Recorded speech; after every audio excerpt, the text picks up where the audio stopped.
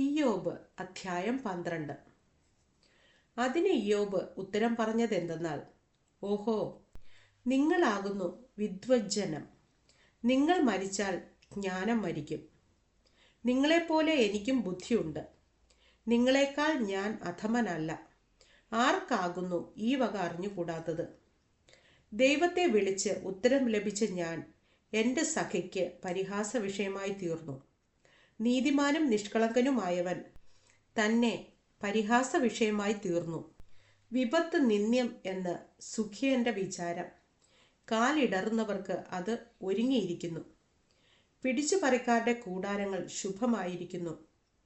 ദൈവത്തെ കോപിപ്പിക്കുന്നവർ നിർഭയമായി വസിക്കുന്നു. അവരുടെ കയ്യിൽ ദൈവം എത്തിച്ചു കൊടുക്കുന്നു.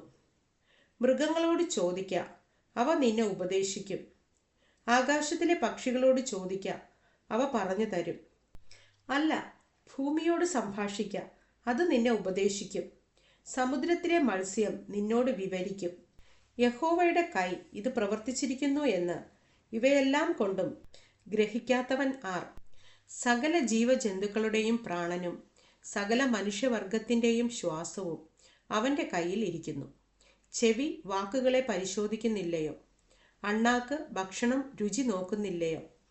വൃദ്ധന്മാരുടെ പക്കൽ ജ്ഞാനവും വയോധികന്മാരിൽ വിവേകവുമുണ്ട്.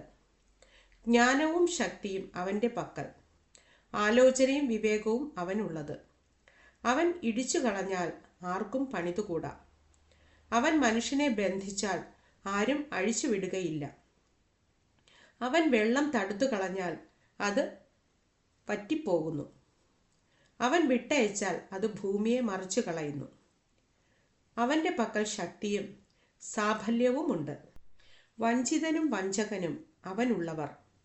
അവൻ മന്ത്രിമാരെ കവർച്ചയായി കൊണ്ടുപോകുന്നു. ന്യായാധിപന്മാരെ ഭോഷന്മാരാക്കുന്നു. രാജാക്കന്മാർ ബന്ധിച്ചതിനെ അഴിക്കുന്നു. അവരുടെ അരയ്ക്ക് കയറ് കെട്ടുന്നു. അവൻ പുരോഹിതന്മാരെ കവർച്ചയായി കൊണ്ടുപോകുന്നു. ബലശാലികളെ തള്ളിയിട്ട് കളയുന്നു. അവൻ വിശ്വസ്തന്മാർക്ക് വാക്കുമുട്ടിക്കുന്നു. വൃദ്ധന്മാരുടെ ബുദ്ധി എടുത്തു കളയുന്നു. അവൻ പ്രഭുക്കന്മാരുടെ മേൽ ധിക്കാരം പകരുന്നു. ബലവാന്മാരുടെ അരക്കച്ച അഴിച്ചു കളയുന്നു. അവൻ അഗാധ കാര്യങ്ങളെ അന്ധകാരത്തിൽ നിന്ന് വെളിച്ചത്താക്കുന്നു. അന്ധതമസിനെ പ്രകാശത്തിൽ വരുത്തുന്നു. അവൻ ജാതികളെ വർദ്ധിപ്പിക്കുകയും നശിപ്പിക്കുകയും ചെയ്യുന്നു. അവൻ ജാതികളെ ചിതറിക്കുകയും കൂട്ടുകയും ചെയ്യുന്നു. അവൻ ഭൂവാസികളിൽ തലവന്മാരെ ധൈര്യം കൊടുക്കുന്നു. വഴിയില്ലാത്ത ശൂന്യപ്രദേശത്ത് അവരെ ഉഴലുമാറാക്കുന്നു.